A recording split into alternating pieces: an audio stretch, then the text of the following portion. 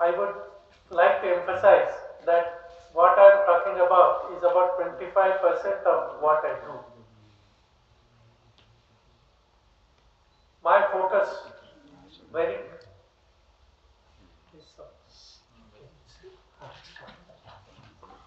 my focus today is primarily how you can use smart thinking to enhance the productivity of every farm per acre. I would not say farmer, I would say productivity per acre per year is the key.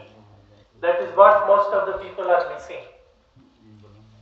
And why I say I am going through the slideshow just to point out few things which are very important, and what is the logic behind that. I'll draw your attention to that as well.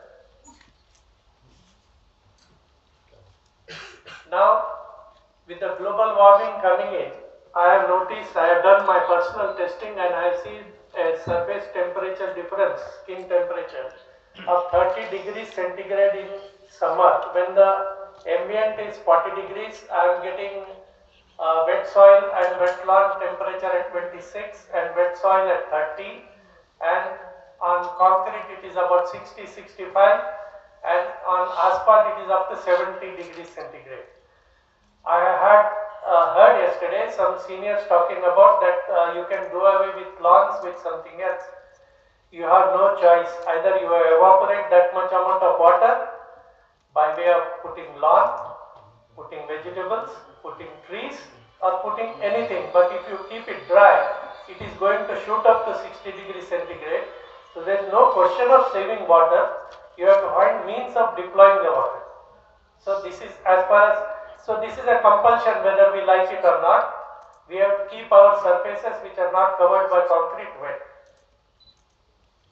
Then another important aspect I wanted to draw your attention, since I am in Delhi where the air pollution is a major problem.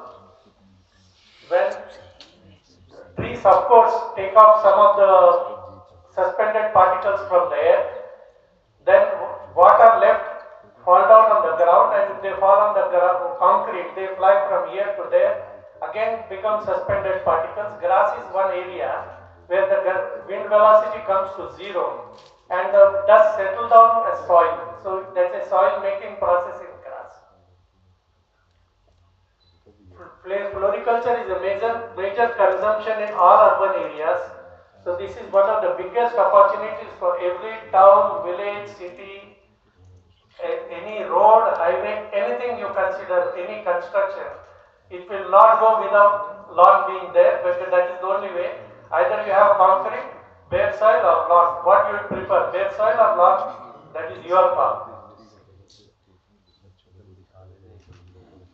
Urban solid waste is a major issue in most of the towns, cities and all similar centers, where all that can be converted into topsoil and save natural topsoil which should not be allowed to be used. So, convert all the urban waste into topsoil, reconstitute the existing soil, and this is also going to create huge amount of employment opportunities as well as solving a major problem which is faced by everybody. Same is the case with treated sewage water. Nowadays what is happening is treated sewage water is going for fodder cultivation, and the same toxins are coming back into our system through milk, which is not at all an advisable situation to do. Ideal to use that treated sewage water only for non-food crops. That is what I want to draw everybody's attention. So this area is also going to give huge amount of employment. This is very interesting, which I believe all the horticulturists should sit up and look at. We are growing our lawns as intercropping orchards. Today you think that the weed is a weed in an orchard. Okay, it's a cost center. We have converted the cost center into a profit center by growing lawns in it. So the weeding cost becomes zero, and possibly we are recovering the entire production cost of the mango orchard in the grass itself. So my cost of mango production becomes zero, and effectively I double the income or triple the income of the farmer straight away. without doing anything new. Soilless turf grass is another segment where it is important for global warming because you have to cool down the concrete surfaces, buildings, and if you want to put on 28th floor, you can't lug a heavy lawn on top, it has to be as light as possible. And it will take off, since it will evaporate water, it will ensure that the roof is 20 to 30 degrees centigrade less than they are here. For sports field also, there is a huge requirement of ready-made turf as well as turf grass springs. When you are having all software centers and concrete, glass and all claustrophobic effect is created, turf grass has got a major role in having a psychological improvement of people. Every peri-urban area has got agriculture. If part of that agriculture is turf grass, it becomes a good risk mitigation proposition for all the people who are dependent on agriculture. So one segment can be turf grass, something can be vegetable, something can be fruit. It is going for a monoculture is a very harmful situation for a country like ours. This is the most important factor which I want to draw everybody's attention to.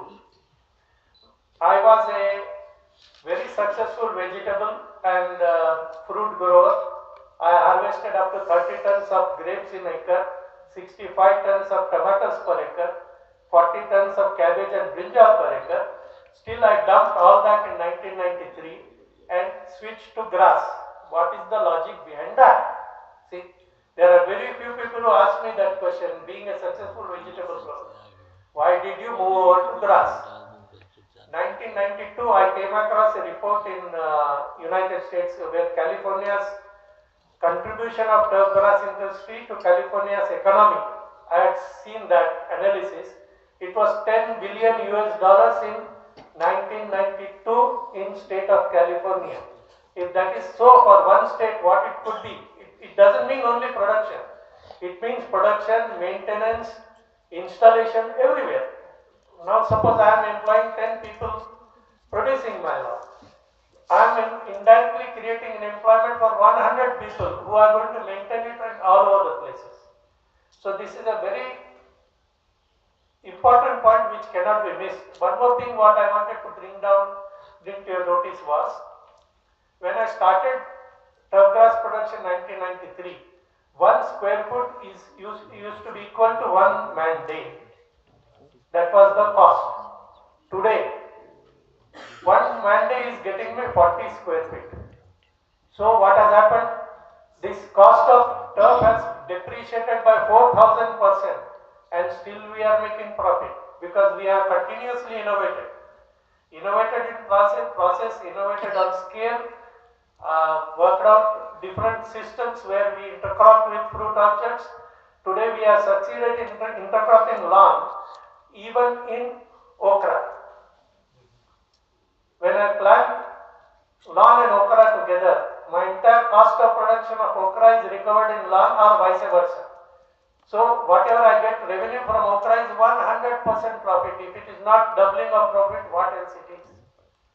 Now we are laying out a new test where we are going to grow lawn as a intercrop in a multi-tier plantation in dhania and greens.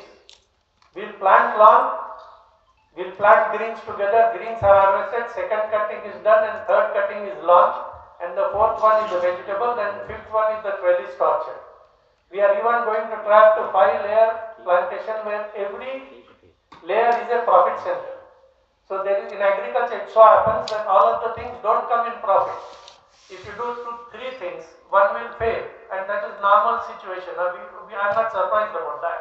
But other two need to succeed. So monocropping is total no-no for Indian kind of situation. USA they do weedicides, weed control, mechanical weed control, then say weed is a problem. We say weed is money for us. We have to use our brains like that. Our people are capable of that. Now the universities and departments also need to push. I found one wonderful person, Mr. Akash Chaurasia, was doing wonderful work in this area. Similarly, it is not only lawns, ultra high density plantations, multi-layer plantations. So you have 3 or 4 profit centers in the same acre, and the productivity should be calculated in not tons per acre. It should be how many rupees earned per acre per year, how many rupees invested per acre per year. You have to change your books. It is compulsory. Otherwise, our country is doomed, our farmers are doomed if we don't change this. Our farmer needs money. That is the only thing. How much money he is spending and how much he is getting. So entire scientific community has to change their scale of measurement. You stop measuring how many kilos of rice produced. You measure 1 cubic meter water I have used. How many rupees I have generated out of it. If I use 1 cubic meter water, I will generate 30 rupees by way of selling rice. If I sell a tissue culture plant, I will generate 3000 rupees. So what should I be doing? Should I be growing rice or something else? This is the way. Amount of money you are putting, amount of productivity you are getting for every cubic meter of water used, and amount of employment you are generating for every 1 lakh rupee of subsidy you are giving. You are giving subsidy, fine. I will ask a question, how much employment we are generating? You are given 1 lakh rupees as subsidy. Now I will definitely ask, as a citizen, I will ask how much employment you are able to generate. And that should be the scale of measurement. And in the question time, I would definitely expect questions, harsh questions from everybody. Though I am a postgraduate in horticulture and a tissue culture specialist, I never chose to join the department. I did my farming myself for last 30 years. I moved from vegetables to fruits to lawns, then contracting. We did 1 or 2 India records also. The Delhi 24 hours replacement of Jawaharlal Nehru Stadium was also done by us. The entire stadium was replaced in 24 hours. Narendra Modi Stadium also was done by us. The repair work for the inaugural and all that. So huge opportunities are there. People need to think in a scientific way, driven by economics. Let the science be done by the Europeans. We need money for our farmers, and how are we going to get that money? My focus is pure money, and I am not doing anything illegal in demanding money. I am working for it. So, thank you, sir.